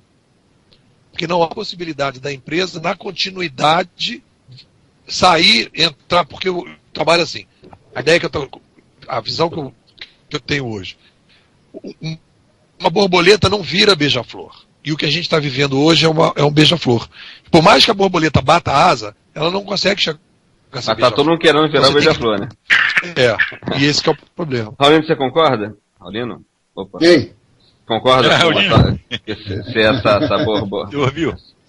Não, eu estava tossindo. E aí eu apertei o mudo para atrapalhar a conversa. Tá certo, perfeito. E Augusto, você concorda com eu tendo a concordar com o Nepô. Também, não tem nenhum problema com o que ele está dizendo. Eu trabalho com isso. A questão da empresa é um pouco diferente, porque mesmo o projeto em separado vai fazer com que, para que ele possa ter uma consistência, vire uma estrutura empresarial, e hoje a estrutura empresarial que nós temos é do capitalismo, e essa estrutura tem propriedade, tem centro, quebra a lógica da rede e vai enfrentar todos os problemas que a centralidade gera no processo produtivo e no processo de distribuição. Mas, de qualquer maneira, os avanços que a gente está tendo graças à existência das redes é muito grande. Hoje o que tem de empresa moderna, procurando novas formas, tentando usar o sentido da rede para gerir, pelo menos no caso da gestão. O processo de decisão ainda tem centro, mas pelo menos na gestão as mudanças já são muito grandes. Eu tenho trabalhado com isso com grandes empresas. Tem uns 3 ou 4 anos que eu estou trabalhando com isso. Não dá para você pegar uma empresa totalmente hierárquica. O problema é o modelo de gestão baseado em comando e controle, né? Não dá para você pegar uma empresa que está submetida a um sistema de comando e controle e fazer a transição dela inteira para uma empresa distribuída em rede e, em vez de comando e controle, regulação emergente. A menos que pudesse mudar isso, a menos que o consultor, né, pudesse mudar isso facilmente, mas não pode nunca. Mas dá para você fazer em pedaços dela. Nós já temos vários cases que a gente conseguiu pegar um departamento, por exemplo, comunicação social, e transformar ele num departamento que passa a funcionar em rede. Integrado, né? Isso dá para fazer assim. Agora, para você construir do zero, quer dizer, reconstruir toda a empresa, aí é mais fácil você fazer um novo empreendimento externo do que você, porque a resistência, em geral, ela não parte dos CEOs, dos acionistas majoritários, elas partem da gerência média. Exato. Que vivem de manter e reproduzir aquele padrão burocrático que... Do pedacinho de centro que eles têm. Diz que eles têm um papel, etc. Agora, pessoal, querendo pular um pouquinho bem fortemente aqui de assunto, o que vocês têm a falar sobre assim, a mobilidade virtual, né? Ou seja, os smartphones que estão agora na todo mundo, e a privacidade, algo que assim, será respeitado ou é um limite que não tem mais fim? Outras privacidades estão sendo colocadas. Aquela privacidade que a gente... Sabe o que é? A internet, essa nova base técnica, isto é, as tecnologias da informação em geral, estão brigando com o segredo como instrumento de poder. Não tem muito mais sentido você ter como a grande arma, a grande chave do seu poder, manter o segredo. Não dá mais para isso. Não, e essa é uma questão. E a questão da sociedade começa a se colocar de forma nova. Você tem que criar processos de decisão onde o segredo não seja mais aquilo que te mantém forte, aquilo que te mantém poderoso. Até porque se você tentar isso, você vai se arrebentar. Olha aqui, eu não sei quanto tempo a gente ainda tem, mas eu quero fazer um desafio. Eu quero fazer um desafio ao Verdade Virtual. Opa. Eu sugiro para vocês o seguinte: um programa semelhante a esse, pode ser até o mesmo tema, mas com caras entre 15 e 20 anos. Quero a pura geração internet dizendo coisas sobre isso. Aqui tem muito Olha só, Raulino. Tem muito baby boomer aqui nessa coisa. Tem gente a Lisandra, você, Felipe. Acho que até o Mariel também. Mariel, você nasceu depois de 80? Gostaria de ter nascido, mas eu acho que foi um pouquinho eu nasci em 44. Antes, tá? Imagina, eu nascido em 44 discutindo isso. Então, quer dizer, eu tenho 4 netos que são absolutamente multiusuários e multitarefas. Esse programa é mais... A mais novinha tem 3 anos e ela é absolutamente multiusuária e multitarefa. Mas, Raulino, vai ser mais prático. Raulino, entrando nesse aspecto... Dos 15 aos 20 anos, a gente faz um programa absolutamente inédito e com coisas impensáveis por nós. Eles vão trazer elementos de discussão para esse debate de forma absolutamente nova, independentemente de não terem um conceito intelectualizado das coisas que eles estão vivendo, mas eles estão vivendo intensamente e de forma diferente da nossa. Exato. Eles já são uma nova sociedade humana. Raulino, e nesse ponto que você tocou agora, a gente já tem feito alguns programas tocando especificamente nesse assunto, e em outros programas eu já falei nisso e vou repetir aqui.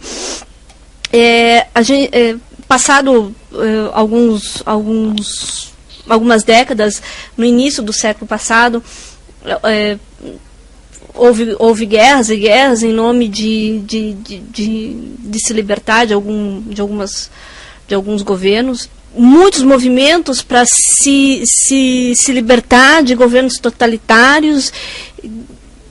E a sociedade se encaminhou para se libertar de governos totalitários, com medo e com muito medo a sociedade com muito medo de se entregar a governos totalitários. Passou-se o tempo, e com isso, o que a gente fez? A gente, deliberadamente, sem nenhuma força, sem nenhuma arma na cabeça, e sem nenhuma pressão de governo nenhum, a gente foi lá e alimentou a internet com todas as informações que a gente mesmo achou que deveria colocar lá, e entregou a corporações de todas as espécies, de todas as ideologias e corporações que têm seus como donos, sabe-se lá qual é a ideologia desses donos. A gente entregou a essas corporações preciosas informações sobre o nosso dia a dia, sobre as nossas intimidades e tal. Aí passou mais um pouquinho o tempo, depois da gente entregar a gente lutou para não entregar nossa vida a estados, para entregar nossa vida a corporações. Passou o tempo, a gente pegou e essas corporações passam a se aliar a governos, como a gente viu no caso do CISPA, muitos das grandes corporações apoiarem a lei do CISPA. Então, assim, nadamos e morremos na praia. O tiro foi pela culatra. Então, nesse aspecto, não me pareceu uma coisa meio redundante nesse aspecto? Sandra, olha só, eu acho... Isso vale 2 programas. Eu queria fazer 2 comentários. O primeiro é o seguinte, a minha teoria que é a seguinte: o capitalismo não é isto que está aí. O capitalismo, eu vou um pouco na linha do Schumpeter, né, que ele diz que quando você não tem liberdade para inovar, você não está dentro de um capitalismo. Então eu acho que a gente está agora procurando um outro capitalismo, o nome que vem a se formar, né, que é a possibilidade de você gerar o tempo todo inovação. E eu acho que a gente está saindo de uma decadência, que é a decadência que uma mídia centralizada nos levou, né? Eu acho que não existe a possibilidade do ser humano não ser governo, Lissandra, não ter um poder. A ideia de não se ter um poder, né, e que esse poder vai se estabelecer de alguma forma, assim, não tem precedente na história. A gente sempre, de alguma forma, construiu esse poder. Se a gente analisar, por exemplo, a estrutura da sociedade, e você está dizendo, a gente entregou as informações, a gente já tinha entregue essas informações muito antes para os cartões de crédito, né? Os cartões de crédito já sabem muito mais da nossa vida do que o Google. Que o Google claro, não acompanha a gente como o cartão de crédito acompanha. Todo dia que você faz uma compra, ele vai te conhecendo, né? Então, quer dizer... Sim, quando eu falo Google, eu estou me referindo a Google e todas as outras corporações, né?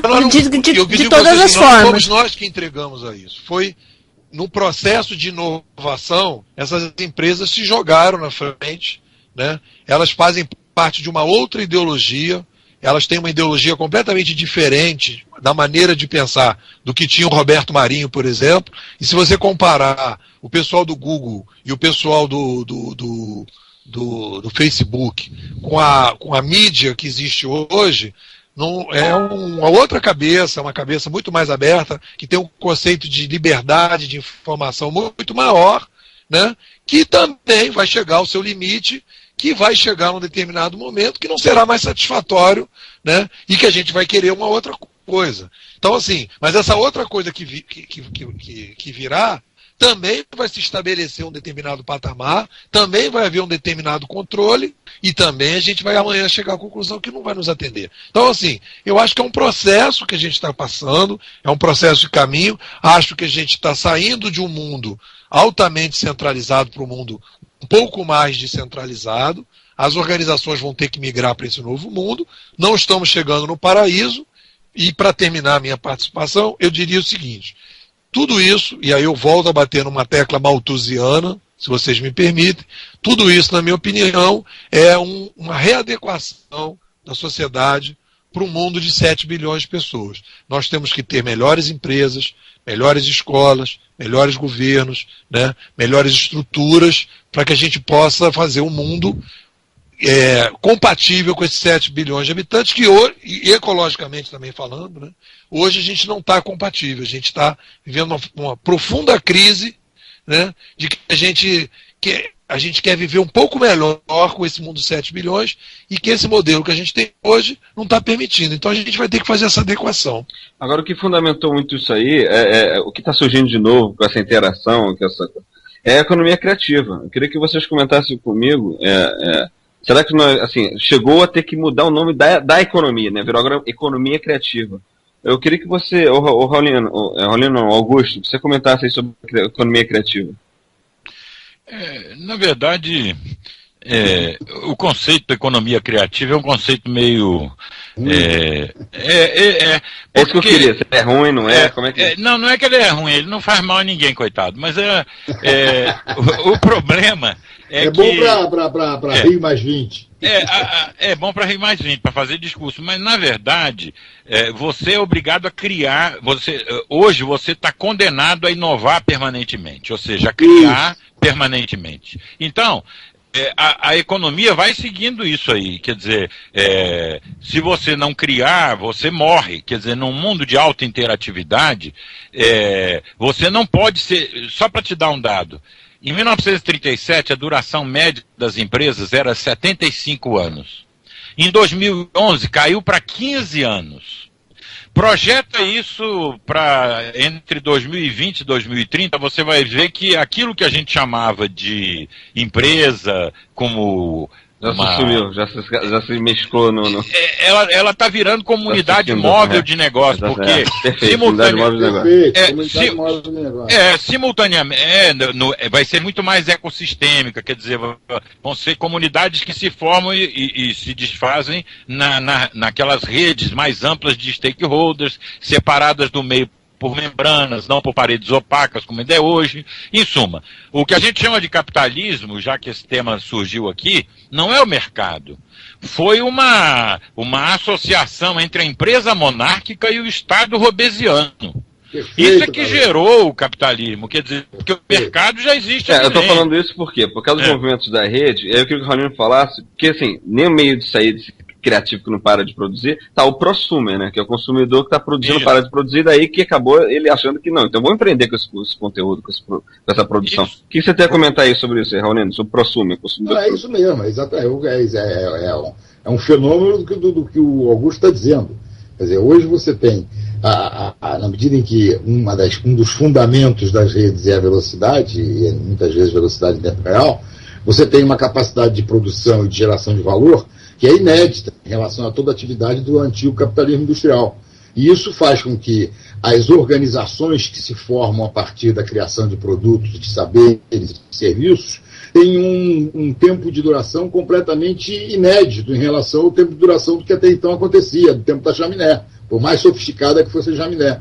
Hoje, as empresas, inclusive no mundo do chamado terciário, no mundo dos serviços, em que você presta serviços mais diversos, principalmente no sentido do conhecimento e do saber, elas têm uma capacidade de se transformar em outra coisa muito rapidamente, sem ser uma tragédia falimentar. Até mesmo o conceito que o Estado criou para a perenidade ou não das empresas também começa a mudar. E o próprio Estado muda. É claro que essas instituições como Estado, como Justiça, Poder Judiciário, Poder Legislativo, Poder Executivo, Quarto Poder, enfim, essa coisa toda, vão ter que enfrentar uma mudança. Eles são instituintes. Eles são instituídos, eles são instituições, eles são instituídos. E as redes trazem forças instituintes imagináveis contra o instituído. O que está acontecendo, o que tem de revolucionário, vou usar a palavra, não usei no programa todo, o que tem de revolucionário nessa nova base técnica, nessa coisa chamada as novas tecnologias da informação e da comunicação, é que ela gera instituintes que quebram a aparente perenidade do instituído. Os garotos de rua são instituintes diante do instituído. Os curdos são instituintes diante do instituído. Isso é uma coisa que está colocada no mundo contemporâneo. E essa questão as redes trazem com uma força muito grande. E isso vai modificar o conjunto das instituições. Elas vão ter que ter uma nova forma para serem, vamos dizer assim, reguladoras da humanidade. Enfim, essas que estão aí pessoal, não servem mais. Adivinha o que eu tenho que falar agora? Já acabou o tempo? Tá chegando lá. Mas nós já sabemos e vamos continuar conversando. A gente tá tentando esticar o tempo aqui, como a gente tenta, né, distribuir as redes, mas é complicado, não dá não. É o seguinte, mas antes disso é o seguinte, eu quero lembrar aqui, Lisandra, quais são as nossas formas de contato aí? Pelo Twitter, @overdose virtual, ou pelo Facebook, fanpage do Facebook, Overdose Virtual, tudo junto. Estamos lá respondendo vocês. Eu vou só dar um recado aqui, que não vai dar para fazer como pergunta, porque não cabe exatamente como pergunta, é só um toque, digamos assim. Mesmo porque, como caiu aqui no finzinho do programa, tá? Um ouvinte, ele falou aqui, eu não sei se ele quer que fale o nome dele. Então, melhor não falar. Ele falou aqui que o irmão dele, que é policial militar de Minas Gerais, disse que eles chegam nas casas de residências que foram assaltadas, e quando eles chegam lá tem mapas do Google deixados por criminosos. Ele respondeu aqui. Então isso quer dizer que eles estão bem... ele disse que pode falar que o nome dele é Newton Soares. Isso que significa que o Google está colaborando perfeitamente com a polícia e com os criminosos.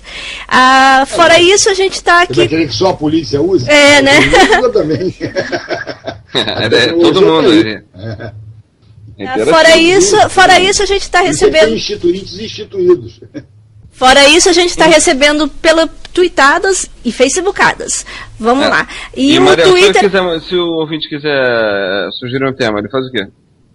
Ele pode mandar um e-mail para a gente através do overdosevirtual@gmail.com, ou colocar alguma observação ou exatamente essa sugestão através de uma mensagem na nossa fanpage, como acabou de fazer o Newton Soares. Ele está fazendo a comunicação através da nossa fanpage. Opa, ótimo. E lembrando que você pode escutar a gente ao vivo, né, na nossa fanpage ou na radioblogs.com.br. Exatamente. Pessoal, e depois, sim, uma coisinha, Felipe, depois só não esquecer, daqui a 1 ou 2 dias, o áudio dessa nossa conversa, ele vai para o YouTube e ele fica à disposição também. Você também pode, o nosso ouvinte também pode acessar de novo, no decorrer da semana, a nossa fanpage, e lá vai ter uma relação de todos os programas do áudio, de todos os outros programas anteriores que nós já realizamos. Então, eu acredito que quem quiser se informar bastante, tem um bocado de coisa legal para poder ouvir por lá. Aliás, essa é a nossa colaboração social, né, do Overdose Virtual. Exatamente. Mas enfim, vamos lá. Enfim, não tem mais tempo. Infelizmente acabou. E para encerrar a nossa conversa de hoje, a gente queria deixar assim, as considerações finais, recados e contatos dos nossos convidados e apresentadores.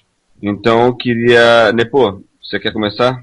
Eu queria agradecer ao Augusto, queria agradecer ao Aulino, a vocês que organizaram o debate, foi muito bom, muito saudável, aprendi, e espero que, quando quiser, gente está aí para conversar. Muito obrigado. E, Raulino, quer seu momento Eu agora. quero parabenizar vocês. Conseguimos fazer um debate absolutamente amigável, que é uma coisa muito da característica das redes. Isso é bom, particularmente com o Lepô e com o Augusto, que são companheiros de tecnologia da informação já há alguns anos. A gente está sempre em cima disso, porque todos nós somos revolucionários em busca do novo, daquilo que ainda não foi feito. E essas tecnologias estão aí para a gente fazer o que ainda não foi feito. Um abraço a todos, prazer em conhecer você, Mariel e Sandra. O Felipe já tem conversado comigo na rede há algum tempo. Um abração Prazer a todos. todo nosso. Eu também mando um abraço para todo mundo, para toda a equipe aí, pro Nepô, pro Raulino e para todo mundo que está ouvindo a gente também, além do pessoal que está promovendo. Grande abraço. Então, assim, agora eu vou começar aqui pelo Mariel. Mariel, você quer comentar alguma coisa? Não, Felipe, antes de dar tchau, vamos conversar sobre semana que vem. Vamos. Vamos. Ah, então tá bom. O que nós vamos falar?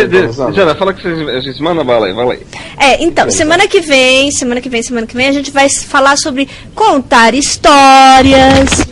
Vamos falar sobre contar histórias. Mariel, você sabe contar histórias? Felipe, fala sobre como que é contar histórias. Nós vamos falar sobre o Transmedia Storytelling, né? Então, assim, agora todo o pessoal da comunicação tá fervoroso, né? Meu Deus do céu. Doidos aqui para contar uma história, como é que conta, onde que vai contar, através de que mídia. Enfim, vamos aproveitar essa colaboração e interatividade que a gente conversou aqui com o Nepô, Raulino e Augusto, e ver como é que o pessoal tá executando isso aí, né? Eu tenho como contar histórias, sei contar histórias, mas eu tenho certeza que depois do programa de domingo que vem eu vou estar sabendo contar muito melhor. Então, o programa da semana que vem é sobre contar histórias. Mês que vem a gente tá já com uma agenda lotada e eu já estou negociando até com o Global. Olha só, estamos ficando chique no último bem. Não conta. Não vou contar. Mesmo porque eu estou negociando ainda. Não sei se vou fechar. Mas a gente está aí com inteligência contra inteligência, né, Mariel? Um negócio assim. A gente está com guerra eleitoral nas redes sociais para o mês que vem. A gente está com storytelling para a semana que vem. Então a gente está com uma agenda recheadíssima. E eu conto com a presença de todo mundo e mais um pouco. Contem, repliquem, vão lá no Facebook, nos amem e mostrem carinho para nós. Demonstrando carinho. Como é que demonstra o carinho? Vai lá e curte. Follow nós, sigam e persigam no Overdose Virtual, no Twitter, porque a gente gosta.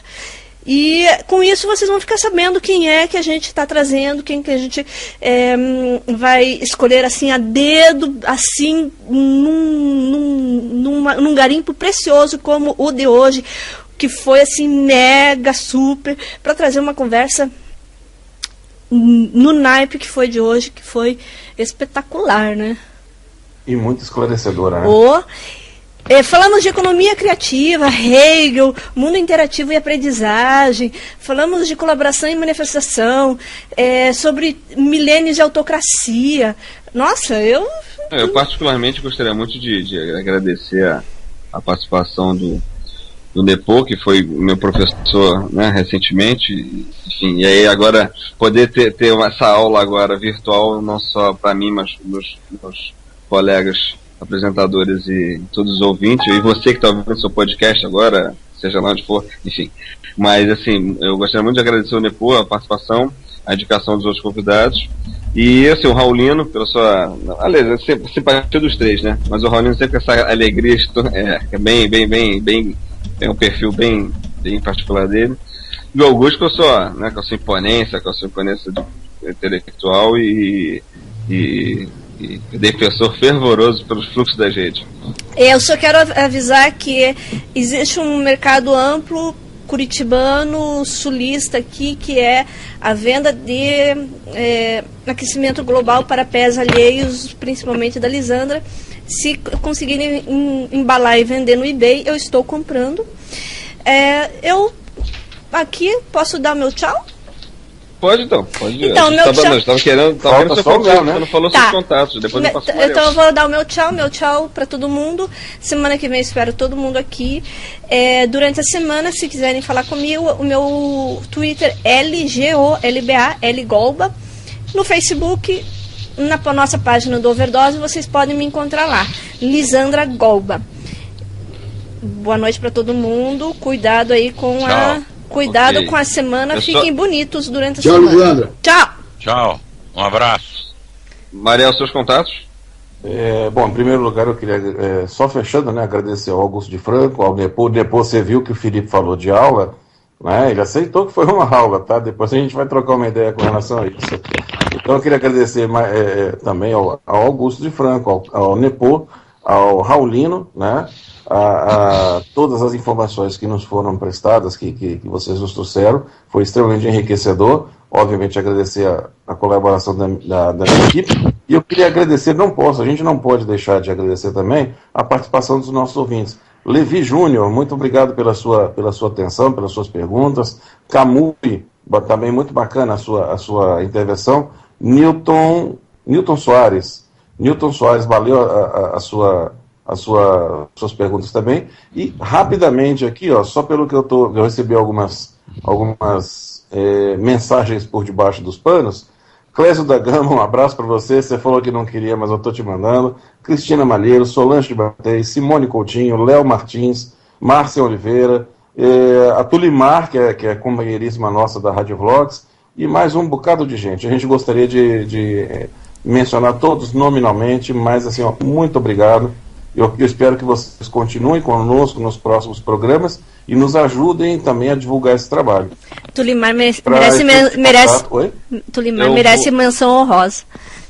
Exatamente. Eu vou passar aqui então agora o meu contato. Meu contato, né? Peraí, o contato do Mariel. E os meus contatos, obviamente, através do Overdose Virtual, também pode dirigir alguma coisa diretamente a mim, mas pode ser diretamente para o e-mail mariel.souza@gmail.com ou para o Twitter, @marielsouza. Todo e qualquer tipo de informação, de sugestão e de elogios também serão muito bem-vindos. Muito obrigado, muito boa noite a todos e eu continuo aguardando vocês. Felipe, eu preciso dizer aqui que nós estamos sendo ouvidos direto de Boston. Newton Soares disse que nós estamos sendo ouvidos direto de Boston. Pode. Então sabe o que significa? Significa que agora vai ter que ter tradução simultânea. Opa! Né? Estamos ficando globalizados, ou seja, nossa rede está sendo distribuída e o Augusto está feliz, o Ramiro depois. O resultado está dando certo da teoria, né? Vamos botar para prática. Eu só preciso passar um recado aqui pro Newton, que ele disse que tá lá um fuá lá a respeito da campanha do Obama em relação à doação de dinheiro. E avisar ele que nós faremos em novembro um programa especificamente para tratar do case Obama nas redes sociais. Então fica ligado, Newton, na nossa página, que a gente vai tratar desse caso aí, tá? Ok, não, assim, tranquilo, assim, já estamos esticando o tempo mesmo, aí tem que estar feliz pra caramba com a gente. Enfim, vamos lá. O meu contato é @Felipe Labanca, né, o PHILLIPI, Felipe Labanca. E, enfim, chegamos ao nosso final de mais um programa, agradecendo a participação dos ouvintes, dos apresentadores e principalmente dos nossos convidados. Aliás, eu quero citar aqui o Twitter dos nossos convidados, né? Que é o do Nepo, é o @CNepomuceno, do Raulino é @Raulino e do Augusto de Franco é @Augusto de Franco. Pessoal, contamos com a sua audiência em nossos próximos programas. É aquilo, é o Overdose Virtual, o programa que valoriza a conversa e conecta você ao mundo virtual. Um grande abraço virtual a todos, uma real e excelente semana a todos nós.